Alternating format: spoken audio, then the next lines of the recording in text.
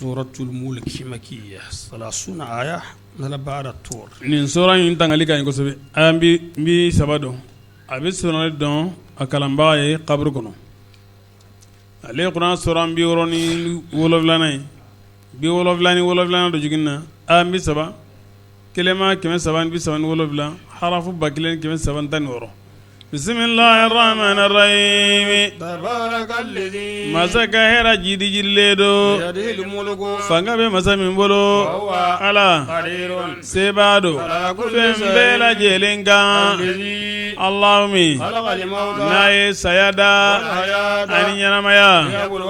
yala za ana ujarabi ka ukorobo agelon gele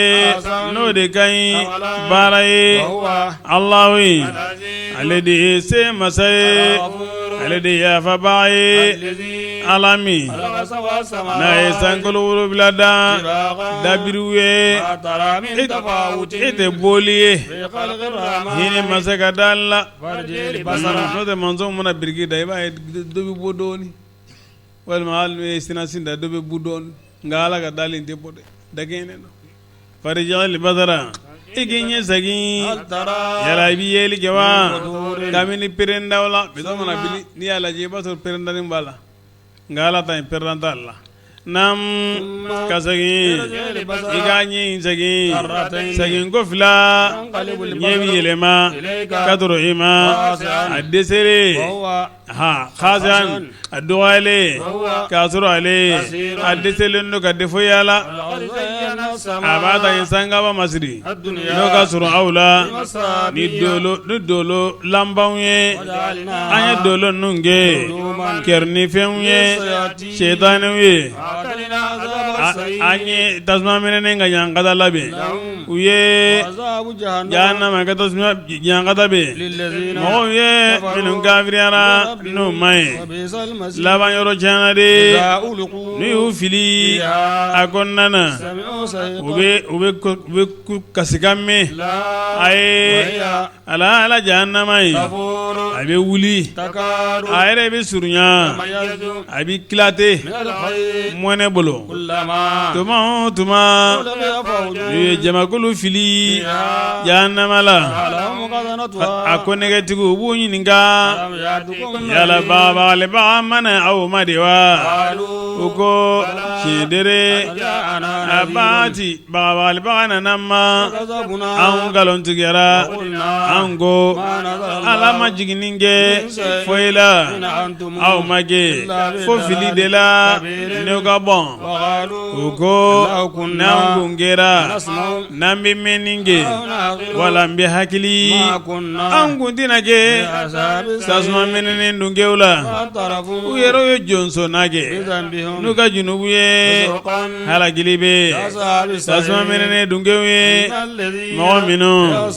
no bisra ummanye edogoye ya faboluye ani baraji nuka bon ayaga kuma dogo wala ga bangalige naga kuma ye Allah ta'ala doni gelado ni disi dunge yala alati danven dowa miyaga danve unda Allah ta'ala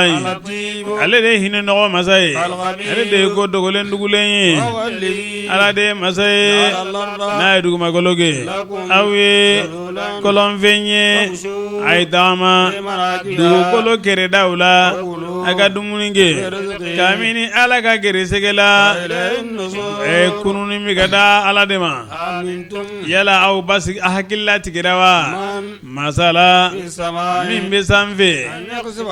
aga dukolo joron nawe ibita sor dukolo yi abi lama wala au basi ahakilla tigira masanye min besanve aga belegiseji au gan wajibi abina don chogomi nagi nazir ne ga ba wali kira chogomi ya fa chogomi ago ko ala nana ban nadirima ko de ko nana duguma ama ho ga bisambi wa awa be fajar don fi itar qawli ta'ala laysa kamithli shay wala odo ko sombi ka adi chogola